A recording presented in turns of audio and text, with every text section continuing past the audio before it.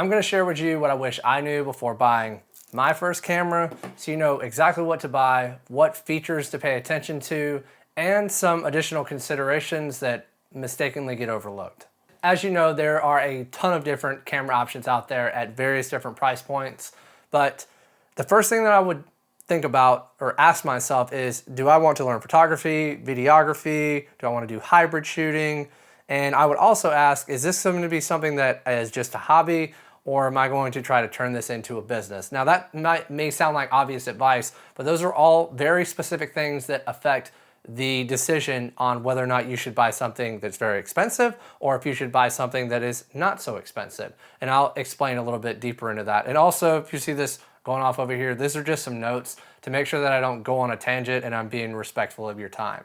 Some people like to look at it as an investment, like you could invest in a very solid piece of equipment, especially if you're a business and you're investing into your brand because your brand stands behind high quality video.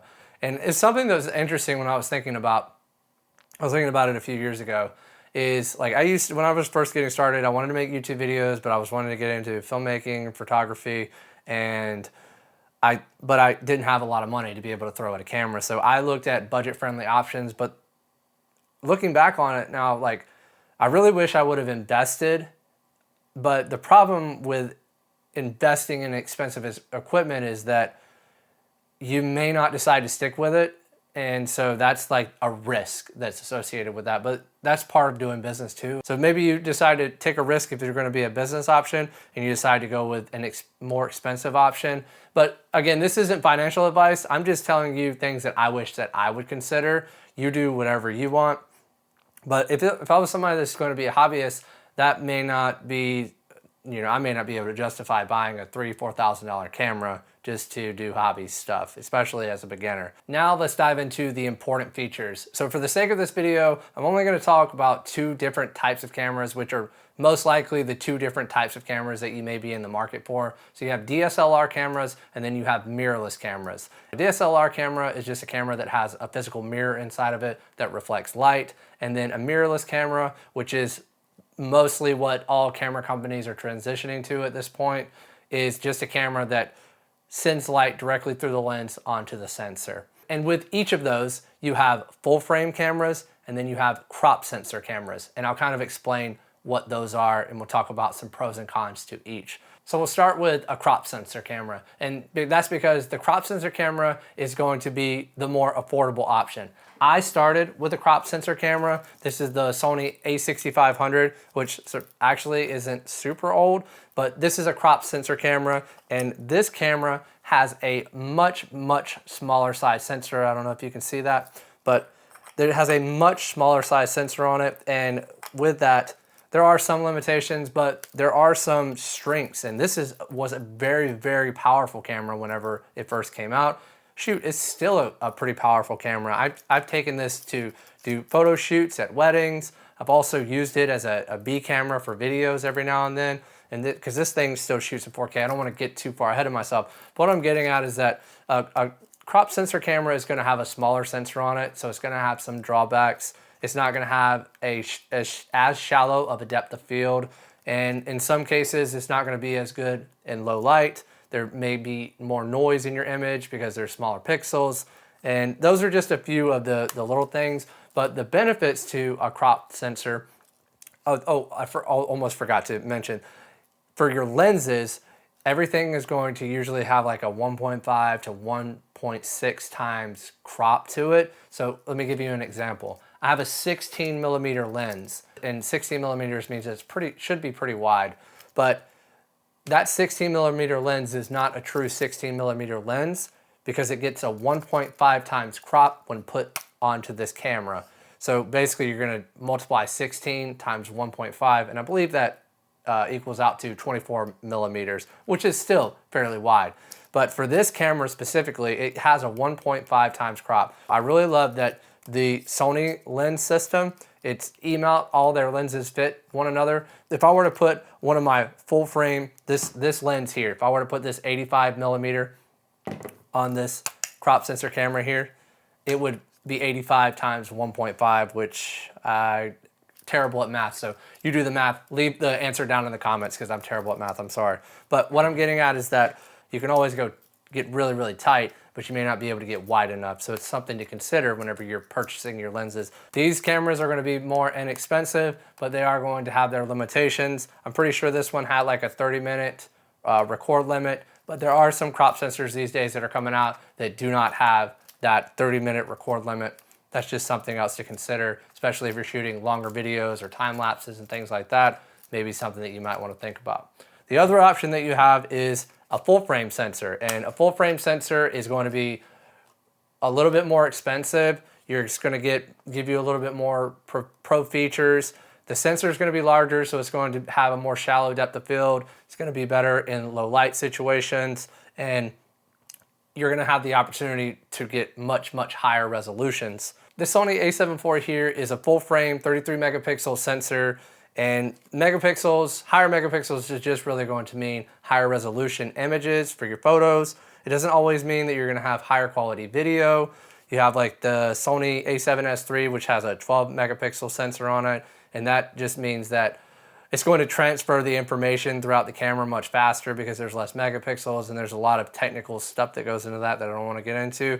But higher megapixels will mean that you're going to have higher quality photos. Now, regardless if you want to do photo or videography, you want to make sure that you get a camera that has good sticky autofocus. And I'm a Sony user. I'm biased to Sony because they have super sticky autofocus, and I love that it doesn't have to necessarily be a Sony brand lens for the autofocus to still be good, but find a camera or do some research on your camera that you're looking at and make sure that they have good autofocus, because I don't care what anyone says. If you're a photographer or videographer, you will be in need of good autofocus at some point.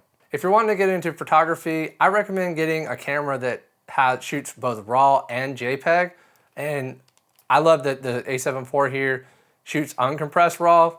This 6D Mark II here is, some folks would say it's a dinosaur. It's very affordable and it shoots RAW. So you don't necessarily have to have the Sony in order for you to be able to have something that shoots in RAW.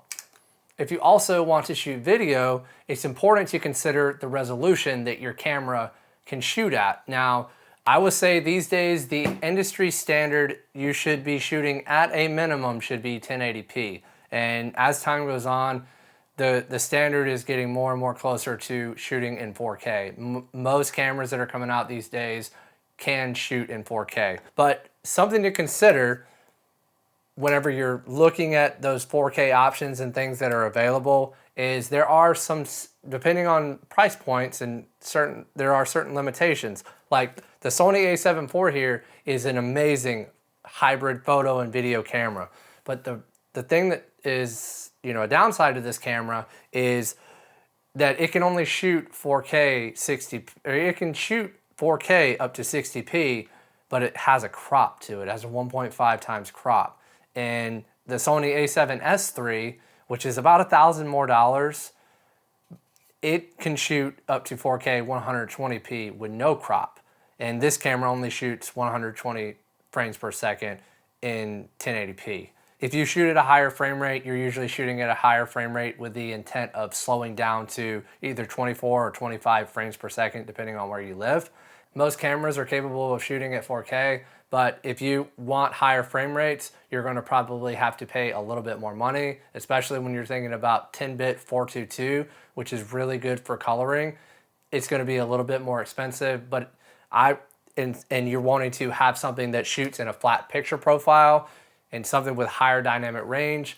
Those are going to be some very specific things that I will look at for video. Regardless if you're buying a camera for photo or video, you're going to want to pay attention to its dynamic range capability. And dynamic range is just basically the ratio between the brightest and the darkest parts of your image. And typically what you want to do is make sure that you have a camera that can preserve the most amount of detail. So if you're out shooting in a bright sunny day and you're taking a picture of someone in the shade, is it going to retain the details and the highlights? Because in order to expose properly, and this is getting a little bit probably into too much detail, but in order to expose properly for the subject, sometimes you may have to sacrifice the background being blown out if you don't have something like an ND filter, or if you don't have like a reflector or anything for light. So consider that, because more expensive cameras are going to have more dynamic range in most cases, and then more inexpensive cameras are going to have less dynamic range. Another thing to consider with dynamic range is you have, like, this camera here shoots in S-Log3, so it has the ability to shoot in a flat picture profile.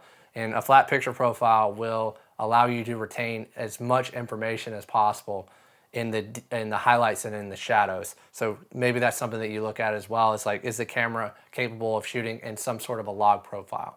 All cameras are going to have their own unique abilities and as well as trade-offs. So for this camera, I really like that it has this flip out LCD screen. This is something that's really important for me, especially for YouTube videos, because I want to be able to see myself. When I got this camera here, it doesn't have a flip out screen, and so I had to buy a monitor to go on top of the camera, and that way I could see myself. It was just an extra expense. So instead of having to do that, maybe you just get yourself an LCD screen or something that has that articulating screen on it. I also like that there's custom dials on here. And this isn't a review of this camera, I'm just saying that if you want dials that you can customize certain buttons, like this is my record button, and I could turn the dial here. It's not primarily set up for adjusting my aperture, but I can adjust this. I can lock this here. There's a bunch of different buttons and things that I can change. But I also like this feature that is specific to the A7 IV, is it has a photo video switch that I can switch in between, and then it has a 1, 2, and 3 custom dial. So, and those are specific to each. So technically I have like 6 different settings that I could change in my camera. Battery life is super important as well. Don't be like me and have this little guy right here eats through batteries. I'm pretty sure I had like 10, probably, I think that at one time I had like 12 of these little batteries that go into this thing. And I would use all 12 of them in an 8-hour wedding day. It would like eat through batteries. And another thing I recommend is using name brand batteries. So these little guys, these are good though. These aren't, and the new crop sensor batteries I think are getting better. That was just a different era of crop sensor cameras. But these guys are like 70 bucks a pop, but I don't think I only own like 4 of them. And I'll probably use 2 of them in a day, depending on like the busyness and what all's going on in the day. But just also, I think it's important to have a solid menu system, something that's easy to navigate and user-friendly. I really like that Sony's it's customizable, but it's not overcomplicated. Especially in their newer cameras, the menu system is so much better than what it used to be, and everything's self-explanatory. Now let's say that you just bought a camera and you're excited. You're about to go take on the world. You're about to go take photos. You're going to take some videos, and this is going to be your thing now. And along the way, you've been buying new lenses. You're like, yeah, I need a wide angle lens. I need a telephoto lens. I need a zoom lens. And at this point, you spent thousands of dollars on this glass and different things that are unique to that specific brand. And now this new camera just came out that you want. When you purchase a camera, you aren't just buying the body. You are buying into the lenses, the system, the brand, everything. Because I did this. I started on a Sony a6500 because the biggest reason was that I knew that all the lenses, every lens from this little crop sensor lens right here, this is a Sony E-mount lens. I can put this lens on this full frame camera. Oop, should have probably taken that off first. Come on. That was louder than it needed to be. And it clips right on there, which is crazy. And the downside is yes, what happens is if you're shooting video, this isn't a big deal. But if you're shooting photo, now I'm going to get a 1.5 times crop, and my 33 megapixel sensor just turned into a 14 megapixel sensor, which is still very high quality, especially if you're just using it for social media. You wouldn't even really be able to see that unless you blew it up on like a print or something like that real big. Canon has came out, when the Canon R5 first came out, I really wanted that, but I knew that I'd spent hundreds, if not thousands of dollars on lenses, and I was at a point where if I switched over to Canon, I would be completely switching everything over, and I thought that the direction that Sony was going in was the direction that I wanted to go in. I'm more heavy on the video side of things. So this is where I'm at now. You can purchase a camera and you can purchase it with the intent of learning how to take photos or video. But once you feel like you are at a point to where your camera is limiting your ability to do the creative things that you are now capable of doing, that's most likely when it's time to upgrade. So this isn't a video about upgrading, but just a bonus tip that I wanted to throw in there. Some people really just they have the budget to be able to go out and buy all these different new things that come out every single year. But for me, this does everything that I need it to do. Now I'm confident you have everything you need to decide on what camera is right for you. But if you want to take your camera and make a business out of this, check out this video right here because I'm going to tell you exactly how to do that there. I'll see you in the next video.